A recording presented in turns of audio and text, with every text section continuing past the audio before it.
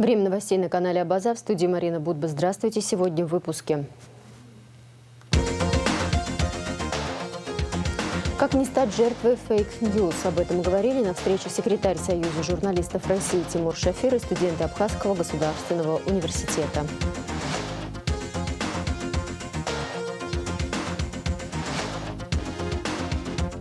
Компания «Премиум» Абаза ТВ завершает цикл репортажей «История успеха к 20-летию ТПП Абхазии».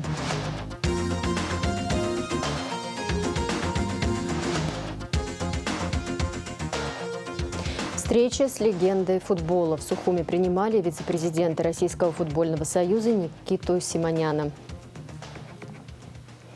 Начнем с официальной хроники. Президент Абхазии Аслан Бжаня провел расширенные совещания по вопросам весенне-летней призывной кампании 2022 года. В соответствии с указом главы государства призыв пройдет с 1 апреля по 30 июня. В совещании приняли участие вице-президент Бадра Гунба, премьер-министр Александр Анквап, руководитель администрации президента Алхаз Квицини, секретарь Совета безопасности Сергей Шамба, министр обороны Владимир Ануа, члены правительства, главы администрации городов и районов, председатели призывных комиссий, военные комиссары городов и районов. Президент отметил важность проведения призывной кампании на должном уровне и в установленные сроки. Участники совещания обсудили ряд актуальных вопросов, касающихся обороны и безопасности республики. Применение бригады и комплектующего военного комиссариата в боевую готовность, полное формирование 6-й стрелковой бригады резерва, выход в район боевого предназначения, подготовка и ведение обороны. Так звучит тема командно-штабного мобилизационного учения с 6-й стрелковой бригадой резерва и военным комиссариатом Гудаутского района, который с 18 по 21 апреля проводит Министерство обороны Абхазии. Как сообщается на сайте Минобороны, цель учений – повышение уровня полевой выучки личного состава и подразделений резервных бригад, их слаженности при совместных действиях, а также воспитанию личного состава высоких морально-боевых качеств, физической выносливости и психологической устойчивости. Исполнению поручений по итогам проведенной Федеральным казначейством России комплексной проверки использования средств, направленных на софинансирование повышения заработной платы отдельным категориям работников бюджетной сферы Абхазии, посвящалось совещание с вице-премьерами, которое провел 18 апреля премьер-министр Александр Анквап. Обсуждался проект постановления правительства, направленного на исключение фактов незаконного совмещения работниками бюджетной сферы, получающими доплаты к заработной плате по программе софинансирования средств бюджета Российской Федерации, штатных ставок в подведомственных министерствах и госучреждениях. Александр Анквап потребовал от вице-премьеров в сжатые сроки доработать документ, который предусматривает исчерпывающие меры по недопущению незаконного совместительства и представить его на утверждение Кабинета министров.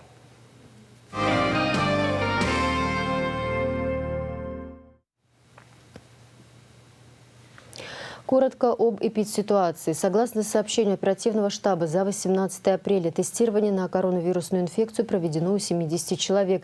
Диагноз подтвержден у 4 из них. В Сухумской инфекционной больнице и Гагрской ЦРБ пациентов нет. В Гудаутской ЦРБ скончалась женщина 73 лет. Общее число выявленных заболевших составляет 53 596 человек. Зарегистрировано 682 летальных случая, выздоровели 52 780 человек. В ходе очередного заседания суда по делу о тройном убийстве на набережной Махаджиров в ноябре 2019 года заслушали показания двух свидетелей обвинений – Николая Гринкев и Милора Джинджоли. Кроме того, суд перешел к исследованию письменных доказательств.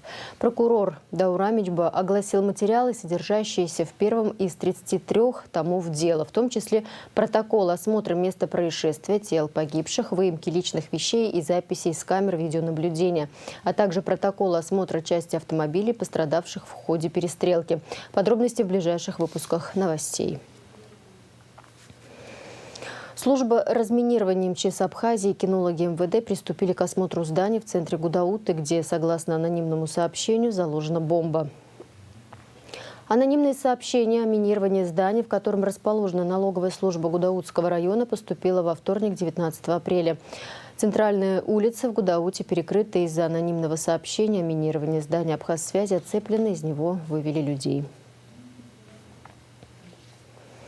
Как не стать жертвой фейк-ньюс? Об этом говорили на встрече секретарь Союза журналистов России Тимур Шафир и студенты Абхазского государственного университета, преимущественно журналисты и международники. Приезд в Абхазию вице-президента Международной федерации журналистов состоялся в рамках совместного проекта Союза журналистов Абхазии и Международного медиаклуба формата А3. Все подробности у Анастасии Никоновой.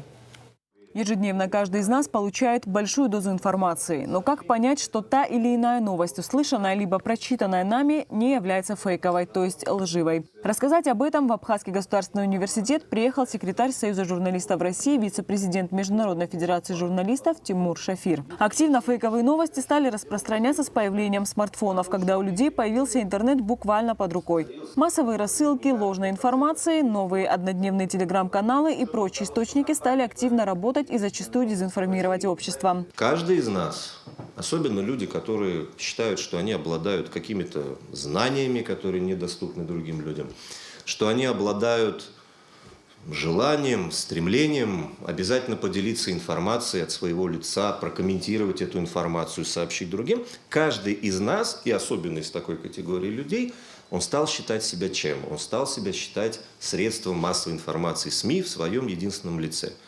И пошло-поехало. У нас есть WhatsApp, у нас есть Telegram, у нас есть остальные мессенджеры.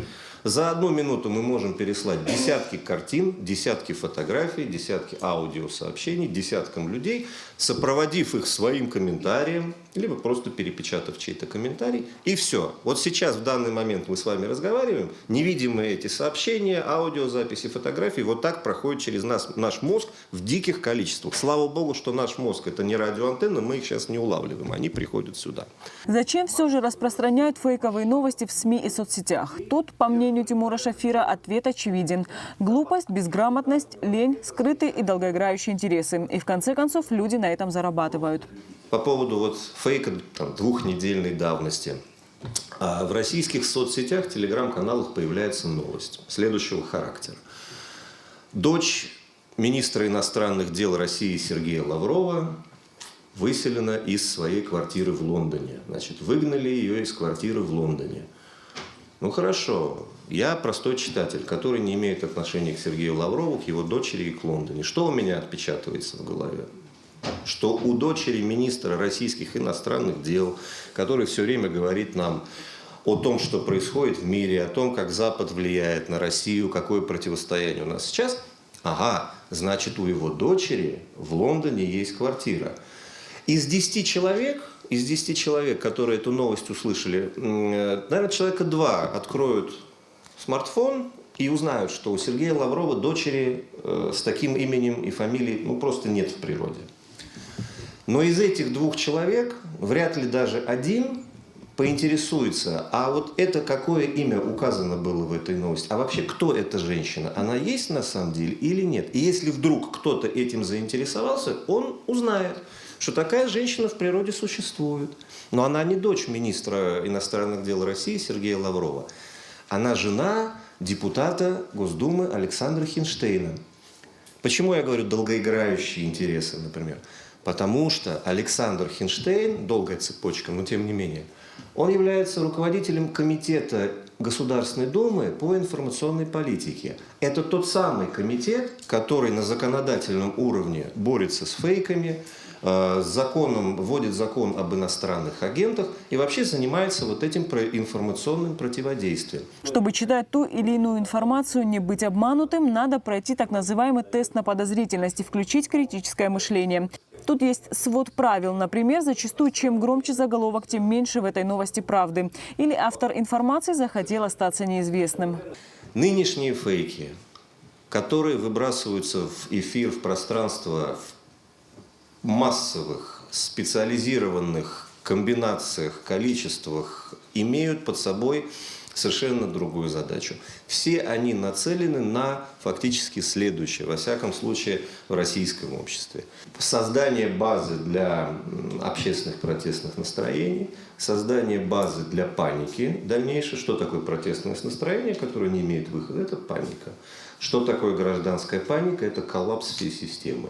это обрушение всей системы. Это такая машина, которую остановить уже будет невозможно. Она будет обкатываться дальше, в других странах мира, в других регионах, на других континентах. Но обкатываться и совершенствоваться она будет.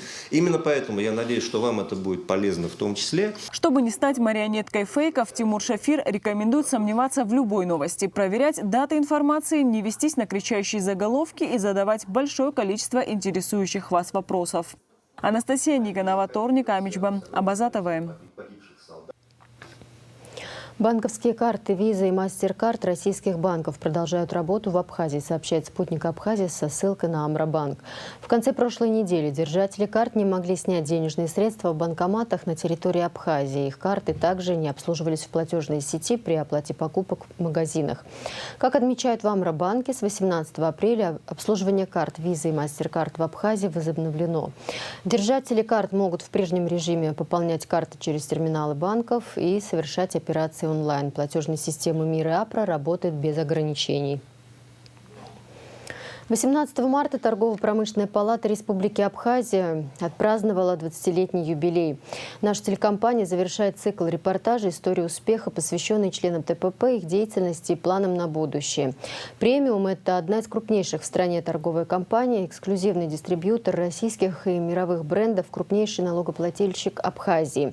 За 17 лет работы «Премиум» занял лидирующие позиции в сфере оптовой торговли, развивает собственную розничную сеть, а также осваивает туристический рынок. Подробнее Надежда Боровикова.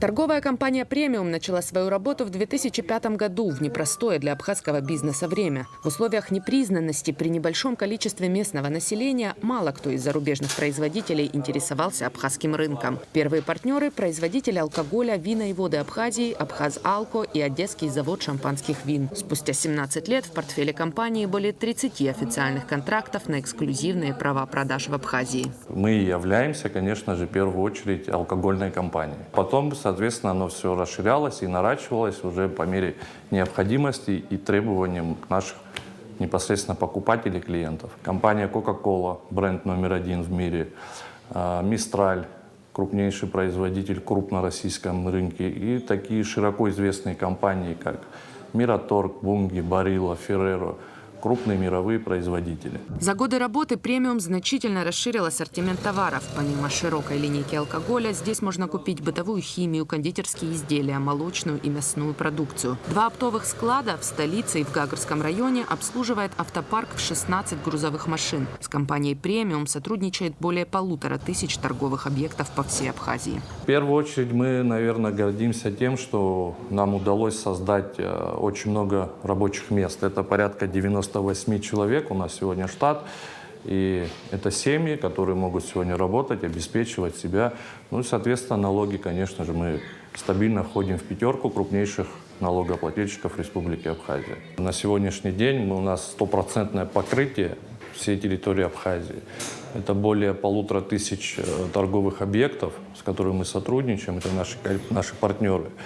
И в этих же объектах размещено около 2500 нашего собственного торгового оборудования, то есть это витринные холодильники, которые мы предоставляем нашим клиентам, соответственно, для удобства. В 2014 году «Премиум» открыл свою первую оптово-розничную точку – магазин на центральном Сухумском рынке. 5 лет назад компания «Премиум» открыла свой первый супермаркет. «Премиум-маркет» – это современный просторный торговый центр. На 2-м этаже павильоны для сдачи в аренду, на 1-м супермаркет, на тот момент первый подобный магазин в Гудауте. Лаура Гагуля, директор супермаркета, отмечает, что здесь всегда прислушиваются к пожеланиям клиентов. Стараемся так, чтобы всегда был новый товар, интересный товар, экспериментируем.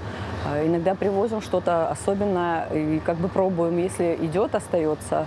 Если не идет, то как бы убираем с продажи. Мы слышим, допустим, желание потребителя, мы стараемся расширить и ассортимент, и предложить еще более новые услуги. Например, у нас была просьба поставить кофемашину, кофемольную машину. Вот мы как бы подумали об этом, поставили. Потом открыть отдел правильного питания для диабетиков. В общем, сделали, постарались, нашли, открыли. 30% ассортимента – товар с собственных складов премиум. Остальное приобретается у разных поставщиков, в том числе у местных абхазских производителей. У нас есть такие поставщики местные, они занимаются производством местного продукта, и, конечно же, мы с ними сотрудничаем. Это, например, аджика местная, потом варенье, компоты местные. В супермаркете «Премиум» работают 16 человек. Некоторые из них проходили повышение квалификации в России при поддержке торгово-промышленной палаты Абхазии, в том числе и Лаура Гагулия. Ну, я, например, сама несколько раз ездила в поездки на повышение квалификации, да, с торгово-промышленной палатой. Мы ездили на дни ритейла. Это было и в Санкт-Петербурге, и в Москве. Это было очень продуктивно. И спасибо огромное, что у меня была такая возможность. Много чего я открыла для себя после этих поездок. Информации много нового, того, что здесь не применяют. И вообще как бы и для меня какой-то открылся путь к совершенствованию, к чему-то новому. В общем, это очень было интересно и познавательно. Компания «Премиум» является почетным членом торгово-промышленной палаты Абхазии, неоднократно награждалась дипломами и медалями, в том числе как лучший партнер и участник движения «Мы вместе», а в 2018 году «Премиум» стал победителем ежегодного национального конкурса в области предпринимательской деятельности. Торгово-промышленной палатой, наверное, с самого начала нашего пути, это в 2007 году, мы стали партнерами торгово-промышленной палаты. Мы очень благодарны им за реальную помощь и поддержку в реализации практически всех наших проектов, в которые мы к ним обращались. Это, соответственно, способствовало и развитию, и укреплению нашего бизнеса. В основном это зарубежные контракты, зарубежные договоры, переговоры, ознакомление с продукциями нашими в Абхазии, которые производятся. Они также попадают через торгово-промышленную палату на мировой рынок. Весь коллектив компании «Премиум» поздравляет сердечно торгово-промышленную палату с 20-летним юбилеем. Желаем успехов, реализации всех намеченных планов, здоровья и сил. Компания «Премиум» и сегодня продолжает развиваться и осваивать новые направления, в том числе туристическое. Так, в Гудауде уже почти завершено строительство гостиницы. На первом этаже будет расположен супермаркет. К лету компания откроет свой первый туристический объект, а в ближайшие несколько лет, вполне возможно, в Абхазии появится сеть отелей «Премиум». Надежда Боровикова, Сасрыку Агухаа, Абаза ТВ.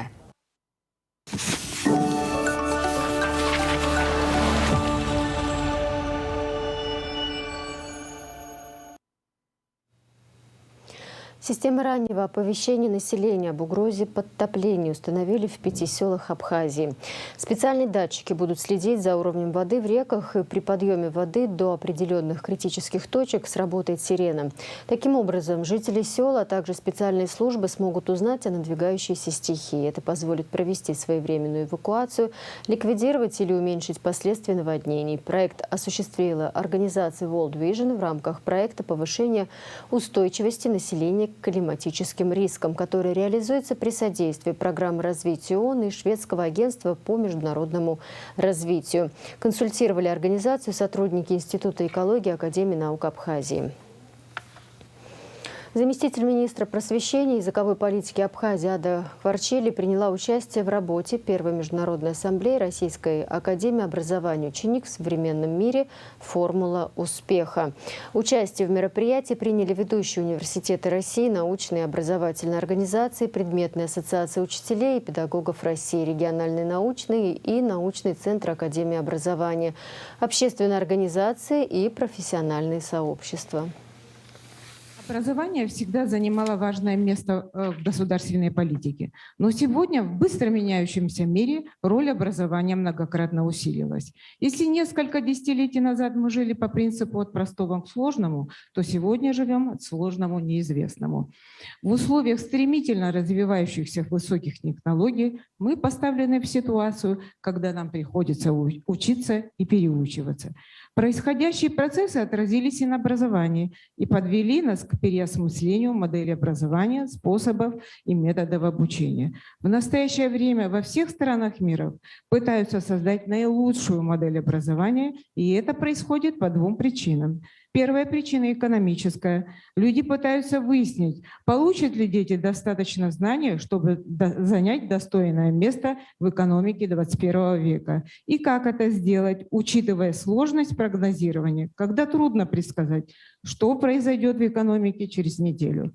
Вторая причина – культурная. Во всех странах стараются сохранить свое культурное наследие, при этом не выпадая из глобального образовательного пространства. Вопросы реализации проектов в сфере культуры и совместные планы обсудил министр культуры Республики Абхазия Даур Ковы в ходе встречи с министром культуры и туризма Московской области Еленой Харламовой. Об этом сообщает пресс-служба Минкульта Республики Абхазия. Была подчеркнута важность взаимодействия между Абхазией и Подмосковьем. Речь шла об организации концертов творческих коллективов в Абхазии и Подмосковье, о перспективах развития гастрономического туризма. Стороны выразили заинтересованность в расширении региональной географии, взаимных туристических поездок и привлечении к поездкам стран и самостоятельных туристов. Туроператор «Интурист» анонсировал запуск автобусных чартеров из Москвы на черноморские курорты России и Абхазии, сообщает Ассоциация туроператоров в России.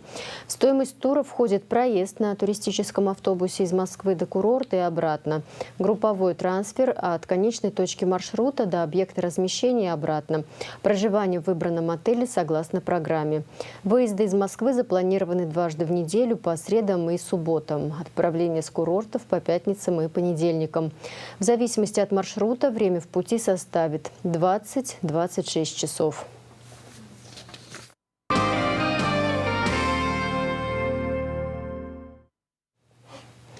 За выдающиеся спортивные достижения, весомый вклад в развитие футбола Абхазии, пропаганду физической культуры и спорта, легендарный футболист и тренер Никита Симонян награжден орденом Ахдзябша второй степени.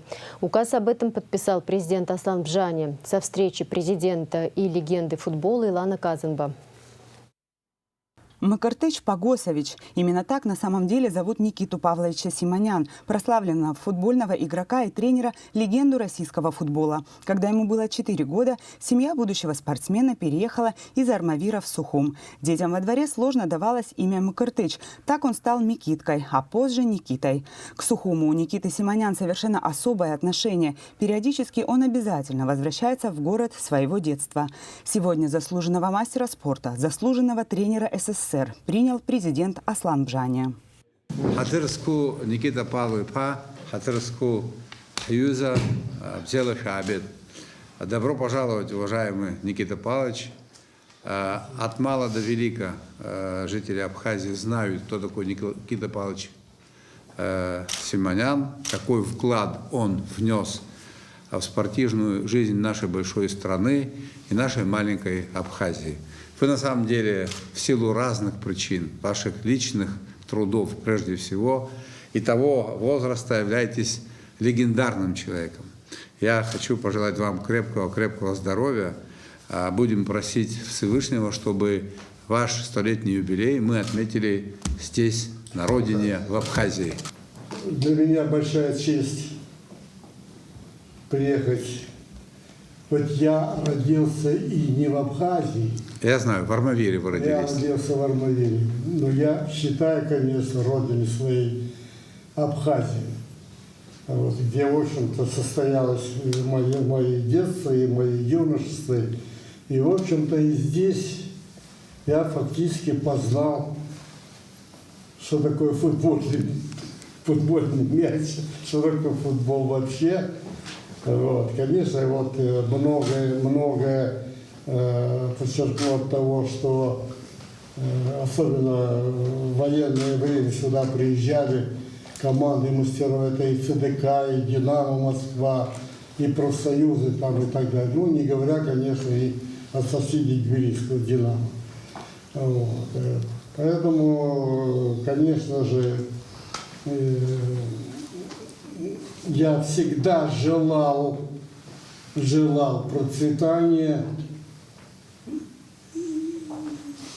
Республики Абхазия. За выдающиеся спортивные достижения, весомый вклад в развитие футбола Абхазии, пропаганду физической культуры и спорта легендарный футболист и тренер Никита Симонян удостоен ордена Ахтзапша второй степени. Наградить орденом Ахтзапша второй степени Симоняна Никиту Павловича, президент Республики Абхазия. Спасибо. Поздравляю вас. Позвольте мне Спасибо. реализовать данный нормативный акт. Так, Иванович, это вот то, что прилагается, документ, подтверждающий истинность данного акта. И ваш указ. И вот мой указ о том, что вы награждены государственной наградой. Спасибо. И еще один маленький скромный подарок от руководства Абхазии. Прошу. Прошу открыть. Никита Павлович, это абхазский нож в исполнении абхазского мастера Дзидзария. Это дамасская сталь, соответствующие материалы, слоновая кость, серебро, кожа. Вот ножны, тоже абхазские ножны. Вот это вот на память о нашей сегодняшней встрече. И чтобы это у вас сохранилось дома, чтобы это вам приносило положительные эмоции, вспоминая ваш приезд. Да, большое спасибо, большое спасибо. Обычно говорят, ну что, раз кинжал, надо убивать своих врагов. Но, к счастью, у меня их нет. Так что я буду как зеницу ока хранить ее как добрую память. И хочу сказать, что я очень тронут, вот я же готов даже расплакаться. Вот, потому что я ожидал обычной такой хорошей теплой встречи, но это выше всяких ожиданий, поэтому для меня это небольшая награда, это великая награда. Вот, и пока я буду жить, я буду стараться, в общем-то. Но есть планка какая-то, все-таки до 100 лет надо дожить. Это должно быть программой минимум. После беседы президент со своим гостем совершили прогулку по Сухумской набережной. Дошли до известного ресторана национальной кухни «Нарта», где отведали знаменитые хачапуры. Я рассказывал, Носминецкая подводная лодка. Еще в юношеском возрасте Никита Симонян буквально заболел футболом, на который уходило все свободное время. Компанию ему всегда составляли дворовые мальчишки. С ними будущий чемпион оттачивал мастерство на пустырях, гоняя мяч до изнеможения. Из-за этого у подростка часто случались ссоры с отцом, который ругал сына за испорченную обувь. Но любовь к спорту всегда побеждала. За свою карьеру Никите Симонян удалось стать лучшим бомбардиром чемпионата СССР, обладателем Кубка СССР, чемпионом СССР, чемпионом Олимпийских игр. Сейчас Симонян не оставляет преданности спорту. Он занимает пост вице-президента Российского футбольного союза и продолжает радовать футбольных болельщиков появлениями на публике. Илана Казымба, Саид Агухава, Абаза ТВ. Никита Симонян, легенда советского футбола, олимпийский чемпион, обладатель Кубков мира и Европы. В качестве игрока и в качестве тренера встретился с абхазскими спортсменами на стадионе «Динамо». Для них эта встреча стала настоящим событием, так как 95-летний Никита Павлович Симонян – живое свидетельство расцвета советского футбола, настоящая звезда своего времени. Подробности в репортаже Марианы Котовой. Трудно поверить, что Никита Симонян – футболист, чье имя стоит в одном ряду с выдающимися спортсменами СССР и чьи победы и звания долго и трудно перечислить, занимался спортом вопреки желаниям своих родителей. Играть в футбол ему в детстве отец пытался даже запретить. Он просто говорил иногда, когда ты бросишь эту хулиганскую игру, понимаете? Поскольку, вы знаете, тогда ведь такой набора инвентарей спортивных не было, как сейчас. Поэтому тапочки, ботинки и так далее рвались. А это, так сказать, надо купить обувь там и так далее. Это деньги. а жили, так, ну, я бы сказал, на таком среднем уровне. Поэтому понять, конечно, родителей тоже можно было. Но, тем не менее, вот так распорядилась судьба, что мне повезло. Мне повезло тем, что я, в общем-то, конечно, благодарен футбольному мячу, поскольку, ну, наверное, пока что, ну, что я могу сказать? Я благодаря футболу, можно сказать, объездил весь свет. Вот. Ну, и добился кое-что, каких-то успехов. Стал олимпийским чемпионом. Главный секрет успеха, рассказывает Симонян, ребятам – это сочетание безграничной любви к спорту, безупречного владения мячом и развитым футбольным интеллектом. Надо, в общем-то, сказать, чтобы он был послушен, понимаете, футбольный мяч, поскольку техника владения мячом и дальше развитие футбольного интеллекта – это главные качества. Ну, конечно, там и физическая подготовка, скоростная там, и так далее, само собой. Но, тем не менее, техника, техническое оснащение, вот, и, конечно, и мысль футбольная, она крайне необходима. Без этого, в общем-то, успехов не добился. Вот поэтому я вот желаю, знаете, надо любить футбол, надо любить тоже футбольный мяч. А он абсолютно уверен, ответит добром. Начинал заниматься спортом Никита Симонян в Абхазии, но мастерство быстро вывело его в высшую лигу. Такого игрока пытались заполучить многие команды, в том числе и тбилисская «Динамо». Но характер спортсмена оказался сильнее интриг спортивных чиновников. Из «Динамо» Сухум, кстати, его пригласили в «Крылья Советов». «Крылышки» тогда называлась команда. Он написал, поехал туда. Они, когда перед сезоном приехали в Сухум, встречаться с «Динамо» Сухум, товарищеская встреча, значит, его отца, министра внутренних дел, тогдашний пригласил его отца, и они отца задержали на 3 дня. Они просили, чтобы он перешел, оставил «Крылья Советов», перешел в «Динамо» Тбилиси. Ну, он категорически отказался. В общем, его попросили, он уехал, отца потом выпустили, естественно. А осенью, когда он второй раз приехал в Абхазию после сезона, когда закончился футбольный сезон, то его пригласили в Тбилиси министр внутренних дел. Ну, очень долго не отставали от него. Пригласил министр внутренних дел Грузии и требовал, чтобы он перешел в «Динамо», ну, воспитанник там, значит, грузинского футбола, так они говорили. Хотя это был абхазский футбол, но в советское время, к сожалению, так они считали. И вот, и, значит, сказали, паспорт тебе сделаем, грузином запишешься, будешь за «Динамо» Тбилиси играть. Ну, тогда тоже известный потом футболист, Пайчадзе такой был, он его вывез, и он уехал снова в Москву. На встречу с великим футболистом пришли знаменитые абхазские игроки. Они вручили ему многочисленные подарки, в том числе и посох Алабаща. Среди гостей был знаменитый Ахрик Цвейба. По его словам, главная заслуга советского спорта была в том, что тогда проявить себя была возможность у каждого, а футбольные звезды рождались на улице. В футболе было больше творчества. Сейчас все по-другому. Тренер должен психологом быть и педагогом для такого возраста. А у нас во главе ставят угла, это результат. Понимаете? И вот это вот не дают как бы ребенку раскрепотиться, ну, сыграть, как он хочет. То есть кричат тренера, кричат родители, начинают это, он сковывается. В итоге его потенциал, который есть у него мальчика, да, он зажат, и он не может раскрыться.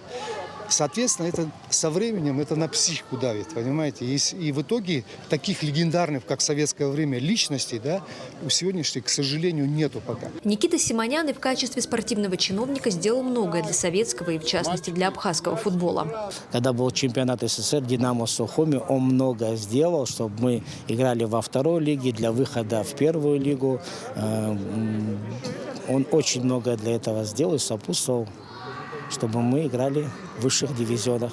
Для абхазских футболистов и уже ветеранов спорта, и совсем юных игроков встреча с легендарным Никитой Симоняном, который всему свету показал, на что способен советский футбол, стала праздником. Возможно, не все из ребят понимают, с личностью какого масштаба они сегодня встретились, но тем не менее им посчастливилось прикоснуться к великому спорту.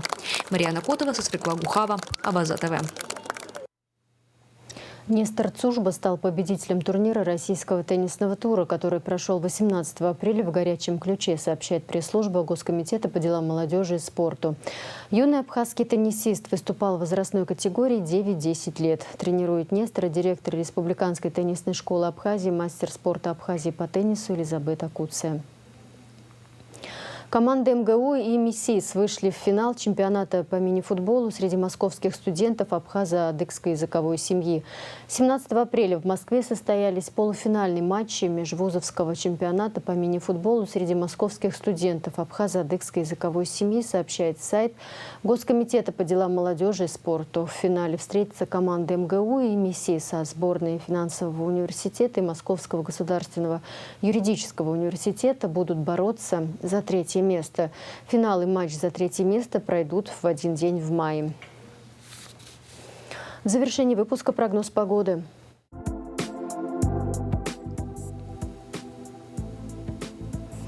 В среду, 20 апреля, в республике ожидается облачная с прояснениями погоды, умеренный дождь, переходящий в ливневый дождь с грозой и порывистым ветром, местами туман. Температура воздуха ночью от 7 до 12, днем от 6 до 11. Температура морской воды 11 градусов.